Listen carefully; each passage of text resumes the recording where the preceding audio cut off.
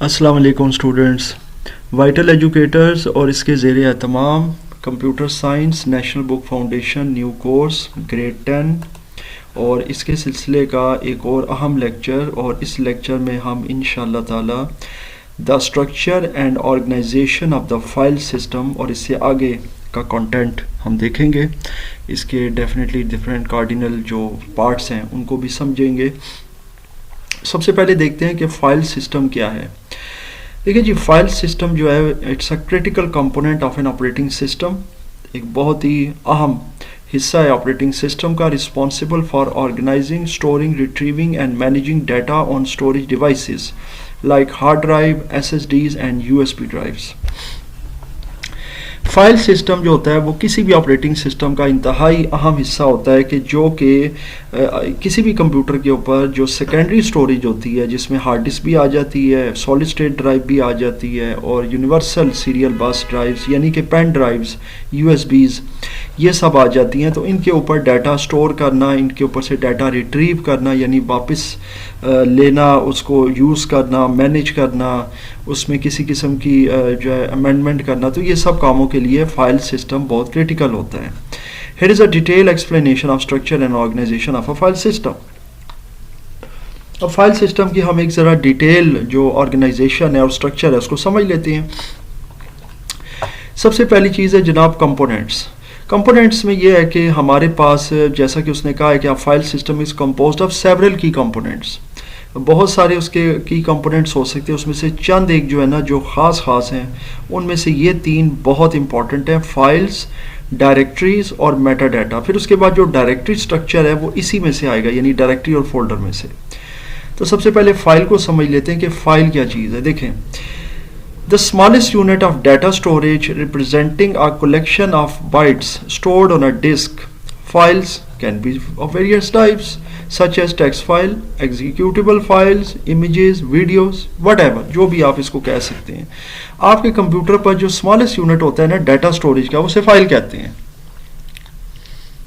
यानी कि वो आपकी जो है ना बिट्स की कलेक्शन होती है जो आपकी डिस्क पर स्टोर होती है। और आपने देखा भी है आपके कंप्यूटर पर मुख्तलिफ फाइलें स्टोर होती हैं। अभी अगर आपको मैं एक व्यू दूं यहाँ का डेस्कटॉप का, तो यहाँ आपको ये केमिस्ट्री की एक बुक नज़र आ रही है, ये भी एक फ़ाइल है।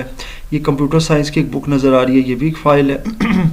इसी तरीके से यहाँ पर ये जो है वेब पेज आपको दो नज़र आ रहे हैं, HTML की, ये भी फ़ाइलें हैं। इसी तरह पिक्चर्स होती हैं, वो भी फ़ाइलें होती हैं। तो इस तरह बहुत सारी फाइल्स होती हैं डिफरेंट टाइप्स की। डायरेक्टरी और फोल्डर की तरफ जाते हैं कि ये क्या होती हैं। देखें, they are also known as folders, यानी डायरेक्टरी या फोल्डर मतलब इंटरचेंजेबली हम वर्ड यूज़ करते हैं। So they are the containers that hold files and other directories providing a hierarchical structure. Hierarchical structure क्या होता है? देखें, हायरार्किकल स्ट्रक्चर ये होता है कि जिस तरह आप फोल्डर के अंदर फोल्डर, फिर उसके अंदर एक और फोल्डर बनाते हैं, तो सबसे टॉप पर जो फोल्डर होता है ना वो उसका पेरेंट फोल्डर होता है। मिसाल के तौर पर मैं यहाँ पर राइट क्लिक करता हूँ और एक न्यू फोल्डर बनाता हूँ। ये देखें, एक नया फोल्डर बनाया और इसका नाम मैंने रखा लेट्स सपोज अदनान। ये मैंने फोल्डर बना दिया, इसको मैं खोलता हूँ डबल क्लिक करके। ये फोल्डर फ़िलहाल एम्प्टी है, इसके अंदर मैं एक और फोल्डर बना देता हूँ और इसका नाम मैं रख देता हूँ न्यू फाइल कलेक्शन। अच्छा जी, अब ये इसके अंदर मैं चला जाता हूँ। अब इस फोल्डर के अंदर जाकर मैं एक और फोल्डर बना देता हूँ, इसका नाम मैं हेलो रख देता हूँ। अच्छा, अभी आप अगर यहाँ पर इसकी हायरार्की देखें ना, ये हायरार्की का मतलब होता है एक ट्री की तरह। जैसे एक दरख्त होता है तो उसकी आपने देखा होगा शाखें होती हैं, ब्रांचेज होती हैं, ऊपर से नीचे तक उसकी मुख्तलिफ ज़ाहिर टहनियाँ वगैरह चल रही होती हैं। इसी तरह ये जो डायरेक्टरी होती है इसका भी एक ट्री स्ट्रक्चर होता है जिसे हायरार्की कहते हैं। अब आप ये यहाँ से देखें तो सी में यूज़र्स, फिर उसमें अदनान VIT, फिर डेस्कटॉप पे फिर अदनान का फोल्डर, उसमें न्यू फाइल कलेक्शन और उसके अंदर ये हेलो वाला फोल्डर है। जब आप इसके अंदर भी चले जाएंगे तो आप देखिएगा कि इसकी हायरार्की इसमें आ जाएगी। ये देखें, न्यू फाइल कलेक्शन के अंदर हेलो के फोल्डर में हम मौजूद हैं। तो ये अब मैं क्लोज करूँगा तो ये देखें मैं एक एक लेवल पीछे जा रहा हूँ। ये अब ये जो फोल्डर है बेसिकली इसके अंदर एक और फोल्डर है और इस फोल्डर में न्यू फाइल कलेक्शन में जाएं तो एक और फोल्डर है जिसका नाम हेलो है और इसके अंदर जाएं तो ये मतलब अभी फ़िलहाल खाली है, इसमें चाहें तो कोई हम फाइलें रख सकते हैं। मतलब इस तरीके से इसको कहते हैं हम हायरार्की, यानी कि डिफरेंट टाइप्स की जो फाइल्स होती हैं वो स्टोर होती हैं। सो आई एम श्योर आपको समझ आ गई है तो ये बेसिकली अगर फोल्डर के अंदर फोल्डर हम बनाते हैं, एक और चीज़ आपको बता देता हूँ। जैसे अब ये फोल्डर है, इसमें एक और फोल्डर आपको नज़र आ रहा है न्यू फाइल कलेक्शन, फिर उसके अंदर एक और फोल्डर नज़र आ रहा है हेलो। ये सारे के सारे सब फोल्डर या सब डायरेक्टरीज होते हैं, यानी कि इनका जो मेन और टॉप एपेक्स फोल्डर है वो है ये अदनान, और उसके अंदर जितने भी फोल्डर हैं वो उसकी सब डायरेक्टरीज या सब फोल्डर्स कहलाते हैं। इसके बाद चलते हैं जी मेटा डाटा की तरफ। अब ये मेटा डाटा क्या चीज़ है इसको समझ लेते हैं। देखिए जी, मेटा डाटा जो है वो इंफॉर्मेशन होती है आपकी फाइल्स और फोल्डर्स दोनों के बारे में, यानी कि आपकी जो फाइल्स हैं और आपके जो फोल्डर्स हैं उनके नाम, उनके साइज, उनकी टाइप्स, परमिशन, टाइम स्टैम्प, ये सब कुछ होता है। अब ये सारी चीज़ें आप किस तरह से देखते हैं, देखें जी। अब कोई भी आपकी जो फाइल होती है ना कंप्यूटर के ऊपर, ये जैसा ऑफिस में नॉर्मल पहले फाइल्स होती थी, पेपर फाइल्स होती थी, फोल्डर्स होते थे, तो हर एक फ़ाइल के ऊपर एक टैग लगा होता था जिस पे वो फाइल जिस आदमी से मुतालिक होती थी या जिस इदारे से मुतालिक होती थी उसकी इंफॉर्मेशन होती थी। फिर उसकी टाइप होती थी कि ये कॉन्फिडेंशियल फ़ाइल है, ये किस तरह की फ़ाइल है। तो फिर और बहुत सारी चीज़ें भी होती थी, कब बनी है उसके ऊपर डेट वगैरह भी मेंशन होती थी, किस डेट से मुतालिक है, क्या मामलात हैं। सेम इसी तरह कंप्यूटर में होता है। देखिए अब मिसाल के तौर पर ये फ़ाइल है आपके पास, अब मैं इसका थोड़ा सा समझा देता हूँ। ये जैसा कि मैंने बताया कि ये जैसे कि हमारा कोर्स चल रहा है साथ केमिस्ट्री का, जैसे आप कंप्यूटर साइंस भी है, ये भी एक फ़ाइल पड़ी हुई है। तो अभी मिसाल के तौर पर इस फाइल पर मैं राइट क्लिक करता हूँ, ठीक है, केमिस्ट्री ग्रेड 10 वाले पे, और ये मैं प्रॉपर्टीज़ में जा रहा हूँ। अब प्रॉपर्टीज़ में जब मैं जाऊंगा तो यहाँ पर मेरे सामने जो फर्स्ट टैब आएगा ना जनरल का, ये से वैसे मैं पहले बेसिक्स में भी बता चुका हूँ, लेकिन ये जाहिर है हमारे अब जो चैप्टर है उससे मुतालिक बहुत ज़रूरी चीज़ें हैं।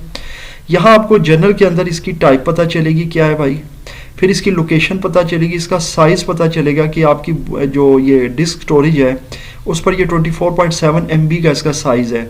बाकी ये फिर आगे इतने बाइट्स में कन्वर्ट हुआ हुआ है, वो आगे पता है आपको मल्टीप्लाई होता जाता है 1024 से। फिर इसकी क्रिएटेड डेट बता रहा है कि ये मैंने 29 अक्टूबर को ये मैंने डाउनलोड किया है या मैंने यहाँ पर बनाई है, कहीं से भी लाया हूँ, अपने स्टोरेज से लाया हूँ या मैंने इंटरनेट से डाउनलोड किया, 29 अक्टूबर ये बता रहा है।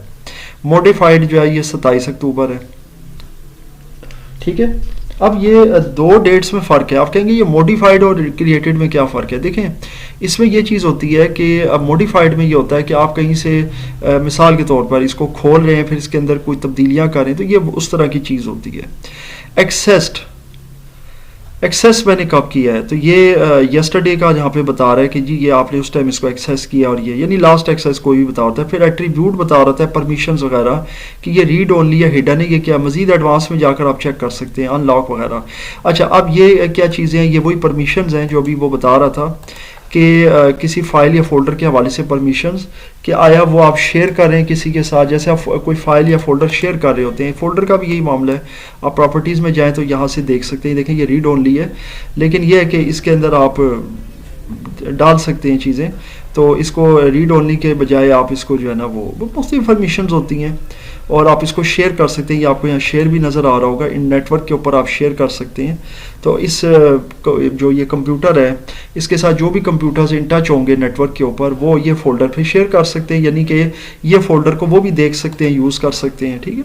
तो इस तरह की चीज़ें जो होती हैं ना, ये इसका यूँ कह लें कि डायरेक्टरी या फोल्डर्स के बारे में मेटा डाटा जो होता है ना इसका पूरा, यानी कि टाइम स्टैम्प जिसको कहते हैं, कब बनी, क्या क्यों बनी, एक्सेस टाइम, वो सारा कुछ बता रहा होता है। सो आई एम श्योर आपको जी यहाँ तक समझ आ गई। आप डायरेक्टरी या फोल्डर के स्ट्रक्चर की तरफ चलते हैं कि ये क्या चीज़ है। देखें स्ट्रक्चर में ये होता है कि आप अभी वैसे खासी हद तक देख भी चुके हैं कि किसी भी डायरेक्टरी या फोल्डर की तरतीब जो होती है ना किसी भी कंप्यूटर के ऊपर, उसको स्ट्रक्चर कहा जाता है। फिर ज़ाहिर है उसी तरतीब से हमने उसको चलाना है, एक्सेस करना है, उसको यूज़ करना है, और वो तरतीब जो होती है ना वो हमारी कन्वीनियंस को भी डिफ़ाइन करती है, क्योंकि ज़ाहिर है कि फिर उस तरतीब के लिहाज से हमारा जो काम होता है ना वो कन्वीनियंट हो जाता है। मिसाल के तौर पर आप डायरेक्टरी या फोल्डर स्ट्रक्चर जो होता है ना उसको हम 3 मेन तरीक़ों से जो है ऑर्गेनाइज़ कर सकते हैं जो आपके सामने है। एक है जी सिंगल लेवल, दूसरा है डबल लेवल या 2 लेवल या ड्यूल लेवल भी इसको कहते हैं, और तीसरा ट्री लेवल होता है या ट्री स्ट्रक्चर्ड भी कहते हैं। ट्री को खासी हद तक आप समझ भी चुके हैं। इसको अगर आपको याद हो, इससे पिछले लेक्चर में मैंने आपको एक ट्री आपके साथ शेयर की थी, हायरार्की शेयर की थी। हायरार्की या ट्री एक ही चीज़ होती है।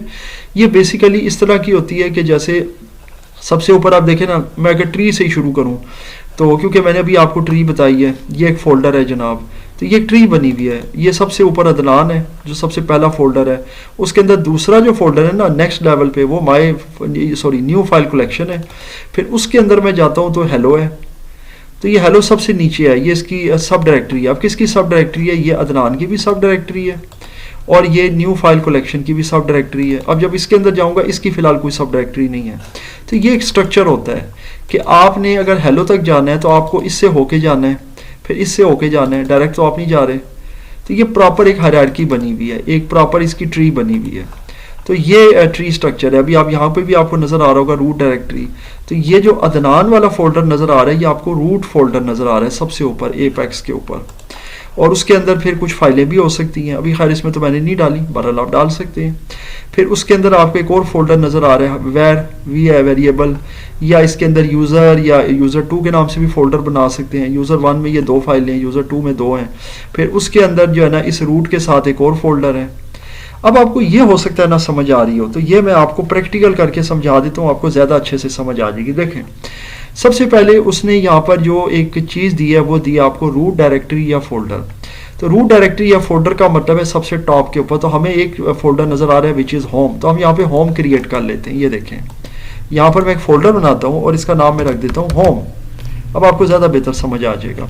ये सबसे पहला फोल्डर बना है, तो ये सबसे पहले जो होता है ना इसको रूट फोल्डर या डायरेक्टरी कहते हैं। ये जनाब बन गया। अब इसके बाद जनाब आप इससे नीचे आएंगे ना तो आपको एक ये चीज़ नज़र आ रही है, एक टी सी बनी हुई है, और एक ये वाली टी बनी हुई है, थोड़ी गहरी सी है, समझ आ गई होगी यकीनन। एक ये बनी हुई है कि ये इस तरह से है।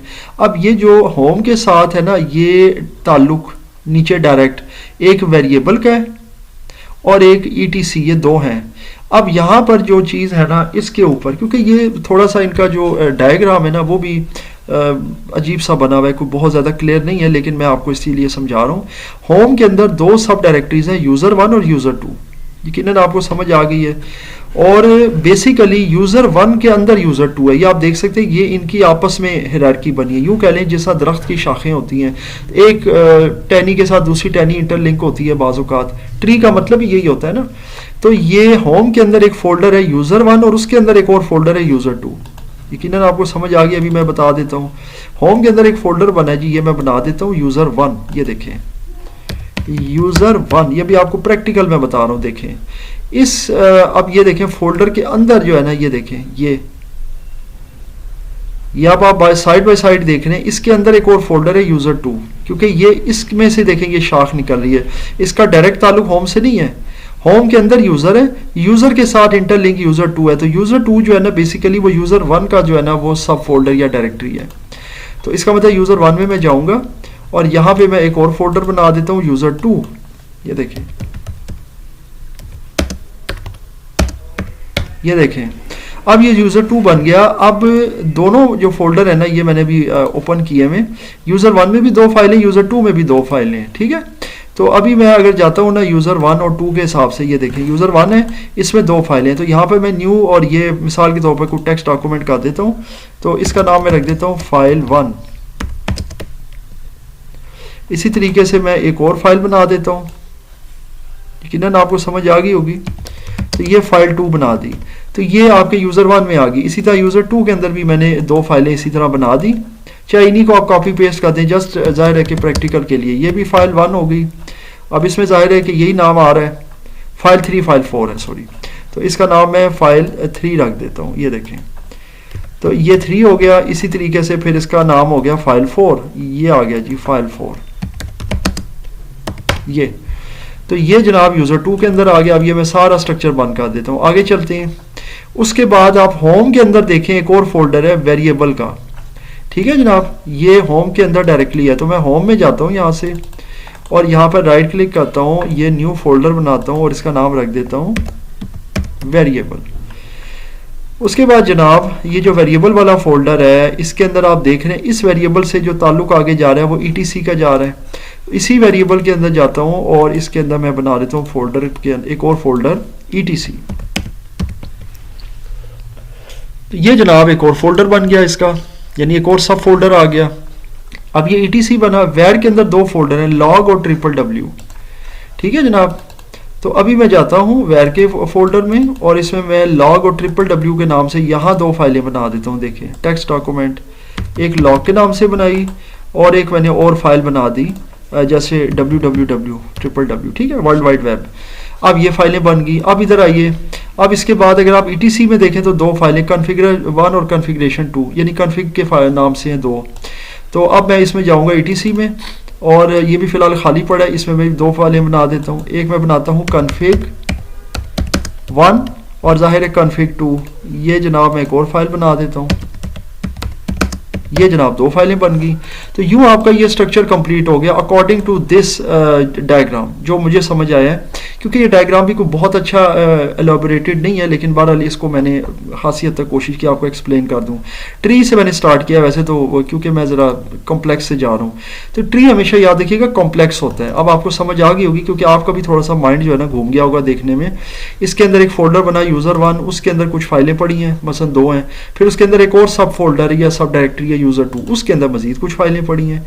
अकॉर्डिंग टू दिस एग्जांपल दो ही हैं। अच्छा, फिर मैं इधर वापस आता हूँ तो होम का जो रूट फोल्डर है उसके अंदर एक वेरिएबल का फोल्डर और पड़ा है यानी सब डायरेक्टरी, उसके अंदर दो फाइलें लॉग और ट्रिपल डब्ल्यू, फिर उसके अंदर दो एक सब फोल्डर है ETC का और उसमें मजीद दो फाइलें हैं। तो ये एक कॉम्प्लेक्स स्ट्रक्चर होता है, याद रखिएगा ट्री वाला। ट्री को हम समझ लेते हैं यहाँ से कि ट्री जो है वो क्या है। ये देखें ये ट्री स्ट्रक्चर को पहले समझ लेते हैं क्योंकि ट्री को ही मैंने एक्सप्लेन किया है। The most common structure allowing a hierarchy of directories and सब डायरेक्टरीज, यानी कि सबसे कॉमन स्ट्रक्चर जो होता है जिसके अंदर एक पूरे डायरेक्टरी यानी कि जो रूट फोल्डर होता है और उसकी सब डायरेक्टरी की जो हायरार्की होती है ना, वो उसको रिप्रेजेंट कर रहा होता है। It resembles a tree just like branches in a tree, जैसे दरख्त में शाखें होती हैं, टहनियाँ होती हैं, फिर हर टहनी के साथ मुख्तलिफ पत्ते लगे होते हैं, तो इसी तरीके से रिजेंबल करता है ट्री के साथ। This structure is flexible and scalable, यानी कि ये फ्लेक्सिबल भी होता है, स्केलेबल भी होता है, जितना चाहे इसको बड़ा कर सकते हैं। सो फिगर सी जो है ना वो मैंने आपको भी इसमें करवा दिया है। अब मैं आता हूं जनाब टू लेवल डायरेक्टरी की तरफ कि ये टू लेवल डायरेक्टरी क्या है, क्योंकि जाहिर है कि अभी मैं कोशिश करूंगा कि इस लेक्चर में ये और ये भी समझा दूं, ये तो खैर आपको पता ही है। तो जो दूसरा जो है ना टू लेवल, उसमें आपका एक रूट फोल्डर है, उसका नाम है जी यहाँ पर user1। तो यहाँ पर मैं एक रूट फोल्डर बना लेता हूँ। अब इस एग्जांपल में मजीद आपका अगर कोई मसला भी हुआ तो आपको समझ आ जाएगी। user1 के नाम से रूट फोल्डर बन गया। अब इसके अंदर अगर आप देखें तो आपको एक फाइल 1 और फाइल 2 नज़र आ रही है। तो मैं ऐसा करता हूँ कि मैं इधर जाता हूँ और यहीं से ये दोनों फाइलें जो है ना कॉपी कर लेता हूँ। देखें ये भी प्रोसेस बच्चों को बहुत सी चीज़ें आ जाएंगी इंशाल्लाह प्रैक्टिकल से। तो यहाँ मैं पेस्ट कर देता हूँ, ठीक हो गया जनाब। तो ये मैंने फाइलें इसमें डाल दी user1 में। ये user1 रूट फोल्डर है। रूट हमेशा कहते हैं जो सबसे रूट में होता है, जैसे दरख्त की रूट होती है, जड़ें होती हैं, आप सीखी ने समझ गए। अच्छा, उसके बाद एक और उसके अंदर फोल्डर पड़ा है user1 के साथ user2 और उसमें 3 और 4 है। तो जनाब आपने क्या करना है कि user1 के साथ एक और सब डायरेक्टरी या सब फोल्डर है, उसका नाम है जी user2 और उसके अंदर भी ये फाइलें हैं। इनको मैं पेस्ट कर देता हूँ, बस इनके नाम चेंज करूंगा। ये है जी आपका user3 और ये है जी user4। तो इस तरह से जनाब ये टू लेवल स्ट्रक्चर बन गया। टू लेवल में दो लेवल है, एक सबसे ऊपर है रूट और रूट के अंदर एक सब डायरेक्टरी है जिसके अंदर कुछ मजीद फाइलें पड़ी हुई हैं, जैसे इस एग्जांपल में फाइल 3 और 4 है। तो ये टू लेवल है। बाकी सिंगल लेवल तो बहुत आसान होता है, उसमें एक ही फोल्डर होता है, उसमें डिफरेंट फाइलें होती हैं, ठीक हो गया। जैसे मैंने एक फोल्डर बना लिया यहाँ पे, इसका नाम मैं रख देता हूँ वाइटल। अब ये मैंने फोल्डर बनाया है जनाब और इसके अंदर मैं कुछ फाइलें डाल देता हूँ, ये देखें। फिर मैं सॉरी इसमें अब इन्हीं को मैं कॉपी करता हूँ और इनकी मैं बनाता जाता हूँ कॉपीज़। एक से ज़्यादा बना दी इनकी डिफरेंट कॉपीज़। एक ही फोल्डर है, जितनी चाहे आप कॉपीज़ बना सकते हैं। इस एग्जांपल में तो 1 2 3 था ना, लेकिन मैंने आपको चने कुछ ज़्यादा भी बता दिए हैं, तो इजी हो गया I am sure. Single level directory को पढ़ने की भी जरूरत नहीं, आपको समझ आ गई कि स्ट्रक्चर सिंपल होता है but it becomes inefficient as the number of files grows.